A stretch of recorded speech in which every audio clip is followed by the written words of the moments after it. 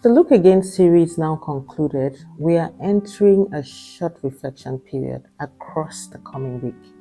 A time to revisit thoughts, responses, and shared reflection that gave depth to the journey. This is a space for appreciation and reflection. Nothing formal, just acknowledging what stayed with us. Yes. So today I'll begin randomly from one of our latest reflection, day 25. Keep this in mind, which featured gratitude is awareness, learning to slow down and see clearly. Here's a reflection from one of our very own, Mr. Michael. He highlighted that gratitude is for the mind that remembers even in little details. It is for the mind that is conscious. Ungrateful people are careless and forgetful rather. He went further to say that when we learn to slow down, in spite of our busy schedule, we begin to see, hear, and think differently. That gratitude becomes spontaneous.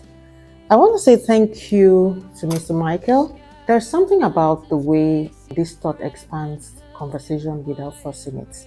It simply deepens it.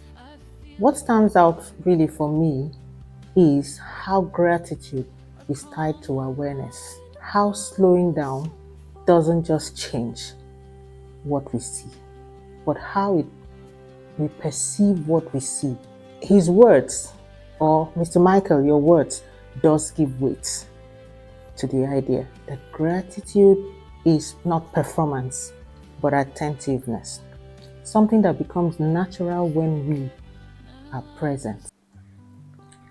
Yes, one of the very first videos I shared upon my return to the social space, when I tried to create the awareness that this space is for reflective journaling, gratitude practice, and intentional pauses. And in that video, I asked a simple question on the screen: what does journaling and pausing mean to you? So Mrs. Joy responded, re-echoing the heart of the message I shared in that video. I'll read out her response. That pausing is when thoughts can slow down and clarity begin to form. Yes, that response stayed with me because it beautifully reinforced the exact spirits behind the space. And I want to really appreciate you, Mrs. Joy, for not just listening, but for adding your voice to the conversation. You never can truly say how this one simple line, spoken with sincerity, can remind others of the importance of slowing down long enough to truly see clearly again. Today's reflection is an extension of yesterday's, still on the idea of pause, what it means and what it reveals when we actually practice it. And Rosemary writes, and I'll read. You just look up on the screen while I read her comment. She said, "This is very insightful to me. Pausing means intentionally stepping back from the constant doing, achieving, and reacting in order to check in with yourself. It's not quitting. It's not laziness. It's more like hitting the brake before a sharp turn instead of flying off the road. It's a period of recollection." And I would say that there's clarity in this definition. The emphasis on intentional stepping back is very important, because without intention, a pause easily gets mistaken for avoidance. And the image of hitting the brake before the sharp turn also beautifully captures something practical. The pause is not abstract, but protective and directional.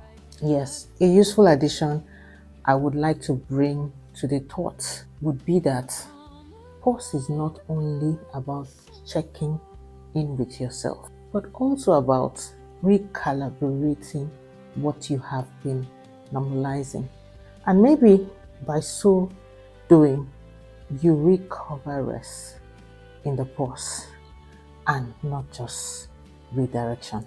On the mention also was Mr. Ray. Let's see his highlight. He actually highlighted the need to pause and ponder, which actually brings us to noticing gratitude.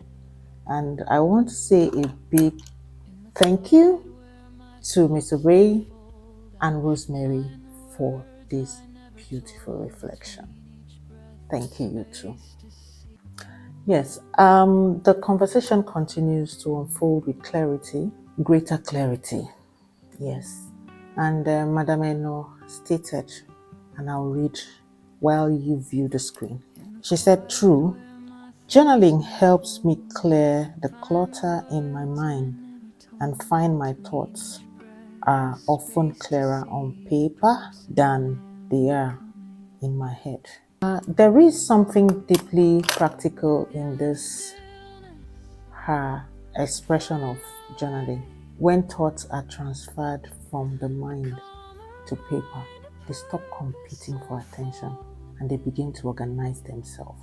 Externalizing your thoughts is the first step, very practical step towards clarity. And Mr. Michael also, I remember, did make an input on this thoughts about journaling. So I'm going to quickly read his comments and then you also view the screen while I read. He said that the ministry of the quiet journal is truly the beautiful mind.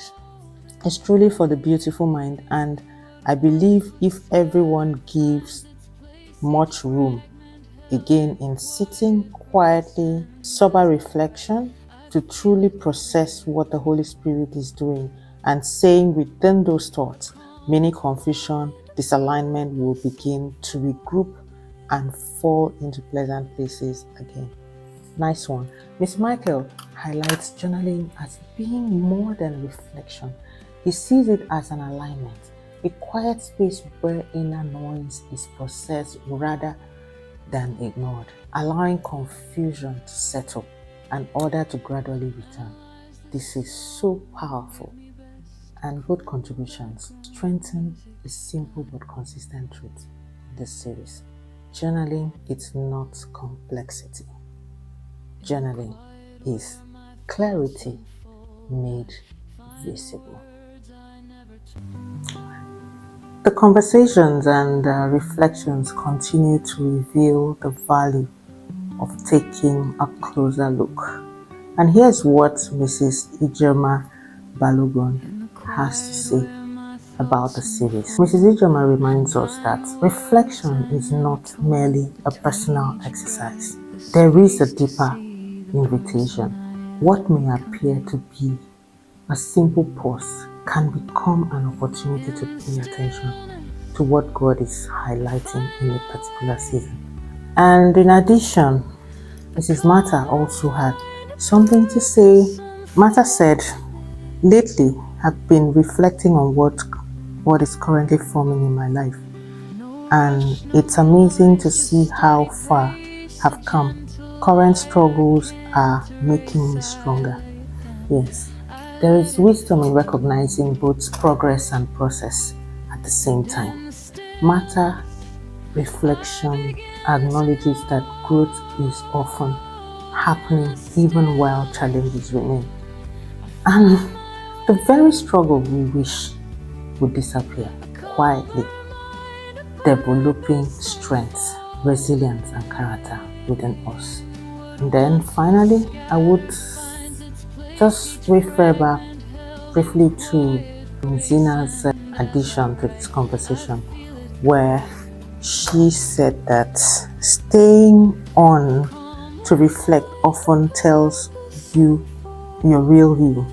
It quietly shows of your state of emotional stability, and that she has followed through, and one thing she has gained is quietly thinking through her thoughts. Here, Zina highlights an important benefit of reflection, self-awareness. It is when we intentionally sit with our thoughts rather than react to them, we begin to understand ourselves more clearly. That way, reflection creates a space to observe what is happening within us before we start responding to what is happening around us. And all of these three contributions points to a consistent truth from this journey. When we pause, look again, we discover more than we expected. We see growth that was forming quietly. We recognize strength being built through difficulty, and we become more aware of the thoughts, emotions, and lessons shaping our life. Perhaps that is one of the gifts of reflection, not changing who we are, but helping us more clearly who we are becoming. Thank you for holding space with me.